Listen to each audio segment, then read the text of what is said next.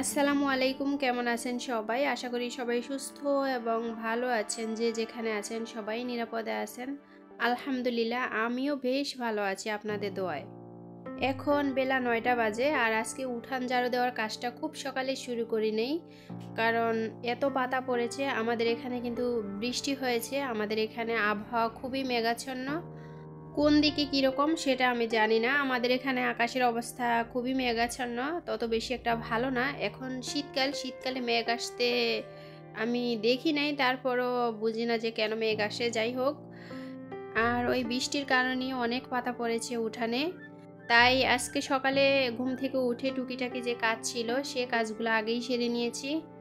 যেহেতু উঠানে অনেক পাতা, অনেক সময় লাগবে। শুধু এই দিক না, ওই দিক আরও সামনের দিক, সকল দিক আছে। তো সকালের সকল কাজ সেরে তারপরে আসছি উঠান ঝাড়ু দেওয়ার জন্য, যেহেতু এখানে অনেক সময় লাগবে তাই। যাই হোক, আপনাদের সাথে কথা বলতে বলতে আমার এখানে উঠান ঝাড়ু দেওয়া হয়ে গেছে, পুরাটাই আমি ক্লিন করে নিয়েছি। তারপর আমি চলে গেছি পেঁপে গাছে পেঁপে পাড়ার জন্য, কারণ নিচে যে পেঁপেগুলো আছে ওই পেঁপেগুলো কিন্তু অনেকগুলাই পেঁপে পেকে আছে। আর যেখান দিয়ে একটু হালকা লাল হয় সেখান থেকেই পাকিয়ে ঠুকরে শুধু খেতে থাকে, অথচ উপরের কালারটা কিন্তু সবুজ থাকে, বোঝা যায় না যে মানে ভিতরে এতটা লাল হয়েছে। তো কাটার পরে দেখি যে না, মাশাআল্লাহ ভিতরের অংশটা ঠিকই অনেকটাই লাল হয়েছে। এ কারণে পাখি সুঘ্রাণ নিতে পারে আর পাখি এ কারণেই খেয়ে সুযোগ পায়। তো আজকে সেই সুযোগেই আমি পেঁপেগুলা পেরে নিতেছি, যেহেতু পাখি আর এটা করতে না পারে। পাখিও খায়, আমরাও খাই, আলহামদুলিল্লাহ ভাগযোগ করেই খাওয়া পড়ে, তো আমরা একটু বেশিই খাই। আর যখন আমি কাজের ব্যস্ততা থাকি, গাছের দিকে নজর আমার খুব কম থাকে, তখন কিন্তু পাখির সুযোগ পেয়ে খেতেই থাকে। তো যাই হোক, আজকে তো এগুলা পেরে নিলাম, কিন্তু এর আগেও আমি পেঁপে পেরেছিলাম 2 দিন আগে। সে পেঁপে কিন্তু দেখেন কতটা লাল হয়েছে। তো আজকে ঘরে যেটা ছিল সেটাই কেটে নিলাম, কারণ আমি যেগুলা গাছ থেকে পেরেছি ওগুলো তো পাকবে, ওগুলো তো খেতে হবে। তো ওই হিসেব করে ঘরেরটা আগেই কেটে নিয়েছি। আর এখানে আসছি মোচা পাড়ার জন্য, কলার মোচা। আপনারা কি বলেন আমি জানি না, তবে আমাদের এখানে থোর বলে, মোচা বলে। তো কলার মোচা আসলেই অনেক স্বাদ। আমি প্রায় সময়ই কলার মোচা রান্না করি। আগে কিন্তু কখনোই কলার মোচা খেতাম না, এটা যে খাওয়া যায় সেটাও জানতাম না। তবে রান্না করে খেতাম না সেটা ঠিক আছে, আমরা কিন্তু এই কলার মোচার ভর্তা বানাতাম। আসলে ভর্তা বানালে কিন্তু অনেক মজা লাগে। রান্না করে কখনোই খাওয়া হতো না, সেটা জানতামও না। এখন ভিডিও দেখে দেখে আসলে অনেক কিছুই শিখেছি, অনেক আপুদের ভিডিও দেখি। মাশাআল্লাহ, আপুরা এত সুন্দর করে রান্না করে আর এগুলা এখন শহরে বিক্রিও করে। তো আমরা গ্রামে থাকি, সচরাচর এগুলো আমরা পাই, আসলে আমরা ওইভাবে এগুলার মূল্য দেই না। আর যাদের নাই তারা কিন্তু ঠিকই মূল্য দেয়। তো আজকে আমি কলার মোচা রান্না করব। আর কলার মোচা রান্না করতে কিন্তু অনেকটাই ঝামেলা, তবে খেতে কিন্তু খুবই সুস্বাদু।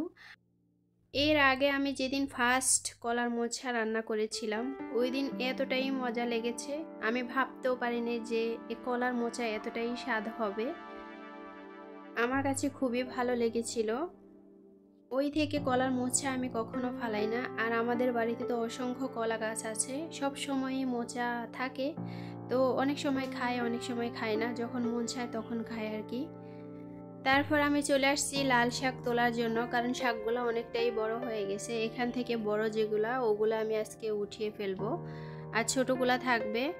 আর আজকে লাল শাক রান্না করব পোয়া মাছ দিয়ে, কারণ আমার মেয়ে এতটাই পছন্দ করে পোয়া মাছ দিয়ে যখন রান্না করি। এর আগেও কয়েকটা ভিডিওতে আমি আপনাদেরকে দেখাইছি যে পোয়া মাছ দিয়ে আমি লাল শাক রান্না করেছিলাম, আর এখান থেকেই কিন্তু আমি লাল শাক উঠিয়ে নেই। লাল শাকগুলা কিন্তু অনেকটাই বড় হয়ে গেছে। আর একটা জিনিস কিন্তু প্রতিদিন খেতে কিন্তু ভালো লাগে না, যদিও নিজের ক্ষেতের হয়, ফ্রেশ সবজি হয়। আর এগুলো যদি এখন না খায় তাহলে তো ফুল ছেড়ে দিবে, তখন তার খাওয়াই যাবে না। তবে শাকগুলা তুলতে কিন্তু আমার বেশ ভালোই লাগছিল, কারণ এতটাই নরম ছিল, যদিও লম্বা, ধরার সাথে সাথেই ভেঙে গেছে। তবে হ্যাঁ, বাড়িতে থাকাতে যখন ইচ্ছা তখনই খেতে পারি, আর যদি বাড়িতে না থাকতো তাহলে কিনে আনতো তারপরে খেতাম। এখন যে গাছগুলো দেখতে পাচ্ছেন এগুলাও কিন্তু ধনিয়া গাছ, লাল শাকের পাশেই আমি লাগাইছিলাম। আর আমাদের এখানে এটাকে বিলাতি ধনিয়া বলা হয়। এটারও কিন্তু সুঘ্রাণ অনেক, ভালো ঘ্রাণ পাওয়া যায়। তা আমি এখন লাল শাকগুলা কেটে নিব। আর এইদিকে আমার মাছগুলা কেটে পরিষ্কার করে নিয়েছি। তারপর আমি চলে যাব রান্নাঘরে, যেহেতু আমার রান্নাঘরটা একটু দূরে। আর মাছগুলা দেখতে কিন্তু বেশ ভালো লাগছিল। আর এখন যেহেতু শীতকালে কিন্তু এই মাছগুলাই বেশি পাওয়া যায়। আর পোয়া মাছ কিন্তু খুবই নরম মাছ, এটা একটু বেশি নড়াচড়া করলেই ভেঙে যায়। তো আমি সব সময় চেষ্টা করি এটা যেন না ভাঙে, একদম পিস পিস থাকে। যারা গ্রামে থাকে তারা কিন্তু সিজনাল যে সবজি ওই সবজি বেশি পায়, আর যারা শহরে থাকে তারা কিন্তু সব সময় সব ধরনেরই সবজি তারা পায়, কিন্তু আমরা ওই সুবিধাটা আসলেই পাই না। তবে এই যে আজকে আমি মাছ রান্না করতেছি, এখানে কিন্তু 2টা টমেটো অথবা একটা আলু দিয়ে রান্না করলে কিন্তু বেশ ভালো হতো। তো আমি লাল শাক দিয়ে রান্না করি বিদায় যে খারাপ হবে তা কিন্তু না, এটা আমাদের ফ্রেশ সবজি, নিজের হাতের সবজি, নিজের হাতে লাগানো শাক। তো ওই যে বললাম যে শহরে থাকলে কি সুবিধা আর গ্রামে থাকলে কি সুবিধা। তো আমরা যে গ্রামে আছি একেবারেই যে ভালো স্তরে আছি তা কিন্তু না, ভালো মন্দ মিলেই কিন্তু আছি। তো শহরে যারা থাকে তারাও কিন্তু ভালো মন্দ মিলেই থাকে, তারা কিন্তু আমাদের মতো এই ফ্রেশ সবজি তারা পায় না, যদিও তারা সব সময় সব ধরনের সবজি তারা পায়। তো যাই হোক, আপনাদের সাথে কথা বলতে বলতে আমার এখানে মাছ রান্না হয়ে গেছে। এবার আমি কলার যে মোচা, ওই মোচার যে ফুলগুলা আমি এখন সিদ্ধ করে নিব। আসলে এগুলা সিদ্ধ না করলে বাটা যায় না, যতই চেষ্টা করি। আর আমি এগুলা সিদ্ধ করি শিলপাটায় বেটে নেই, ব্লেন্ডও করি না, কারণ ব্লেন্ড করলে ওটার স্বাদটা একটু কমে যায়। তাই আমি সব সময় সিদ্ধ করে শিলপাটায় বেটে নেই। আর এগুলো আমি এভাবেই রান্না করি, সিদ্ধ করে তারপরে শিলপাটায় বেটে নিয়ে তারপরে রান্না করি। তো খুবই মজা লাগে। আর এখানে এগুলো হচ্ছে হাঁসের ডিম, মুরগির ডিম। আপনারা জানেন আমি হাঁস মুরগি পালন করি, তো হাঁসের ডিম আর মুরগির ডিম একসাথে রেখেছিলাম। আমি এখান থেকে মুরগির ডিম রান্না করব, হাঁসের ডিমগুলো রেখে দিব। আর এখন শীতকাল, এই শীতকালে কিন্তু হাঁসের ডিমের প্রচুর দাম। এই হাঁসের ডিম কিন্তু পাওয়া যায় না, যদিও আমরা গ্রামে থাকি, গ্রামেই কিন্তু আমরাও পাই না। তো আমি তো নিজে হাঁস পালন করি, ওই সুবাদে আমার সব সময় হাঁসের ডিম মুরগির ডিম খাওয়া হয়। আমার বাজার থেকে কখনই কিনতে হয় না, সচরাচর যখন হয় তখন অল্প করে কিনে নেই, কারণ আমার হাঁস মুরগি হয়তোবা এখন ডিম পারে না, কিছুদিন পরে পারবে। তো ওই হিসেব করে আমি সব সময়ই কিনি আর কি। এখানে আমি ডাল বসিয়েছিলাম, আমার ডালটা হয়ে গেছে, এখন আমি বাগার দিয়ে নিতেছি। তারপরে একটু ধনে পাতা দিয়ে দিব। আর ডালের ভিতরে ধনে পাতাটা না দিলে গ্রানটাই মনে হয় যেন আসে না। তো আজকে পোয়া মাছ রান্নার পাশাপাশি ডাল রান্না করেছি, সেই সাথে ডিম রান্না করব, সেই সাথে কলার মোচা রান্না করব।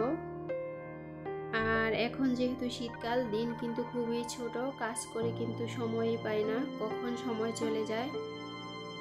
এখন থেকে প্রতিদিন আর ভিডিও দিব না, একদিন পরে পরে ভিডিও দিব, যদি আল্লাহ তাআলা সুস্থ রাখে। আর শীতকালে আমি এমনিতে একটু অসুস্থ থাকি, আমার গলা ব্যথা, সব সময় সব রকমের সমস্যা নিয়েই থাকি। তো দিনও ছোট, কাজও বেশি, তাছাড়া নিজের শারীরিক অবস্থা মোটামুটি ভালো যে থাকে তাও না, আবার খারাপও যে থাকে তাও না, আল্লাহ যখন যেরকম রাখে। তো সব মিলে জিলে আর কি। তো প্রতিদিন আর ভিডিও দিব না, একদিন পরে পরে দিব, চেষ্টা করব দেওয়ার যতটুকু সম্ভব, বাকিটা আল্লাহর হাতে। তো আপনাদের সাথে কথা বলতে বলতে আমার ডিম রান্না হয়ে গেছে, আর এবার আমি কলার মোচাটা রান্না করে নিব। তো কিভাবে আমি রান্না করি, এখানে একটা ডিম দিয়ে ভালোভাবে ভেজে নিয়েছি, এরপর আমি কালো জিরা দিয়ে কালো জিরাগুলো ভালোভাবে একটু ভেজে নিব। তারপর আমি কলার মোচাটা দিয়ে দিব। আজকে এখানে কাঁচামরিচ নাই বিদায় আমি শুকনো মরিচ দিয়েছি, আপনারা চাইলে কাঁচামরিচ দিতে পারেন, যে যেরকম খুশি। আর হালকা একটু হলুদ দিয়েছি, হলুদের কালারটা এখন ভালোভাবে দেখা যায় না, আর আমি যেহেতু ঘরে রান্না করি, এখানে একটু অন্ধকারে, এখানে তো কোনো লাইট নেই, কিছু নেই। তারপর আমি ধনে পাতা দিয়ে নামিয়ে নিয়েছি, আর ধনে পাতা দিলে আর একটু ভালো একটা গ্রান আসবে, কালো জিরার গ্রান, ধনে পাতার গ্রান, ডিমের গ্রান। এভাবে রান্না করলে সত্যি অনেক ভালো লাগে, আপনারাও একবার ট্রাই করে দেখতে পারেন যারা কখনো খান নাই তারা। তো সবাই ভালো থাকবেন, দেখা হবে পরের কোনো ভিডিওতে। আসসালামু আলাইকুম, আল্লাহ হাফেজ।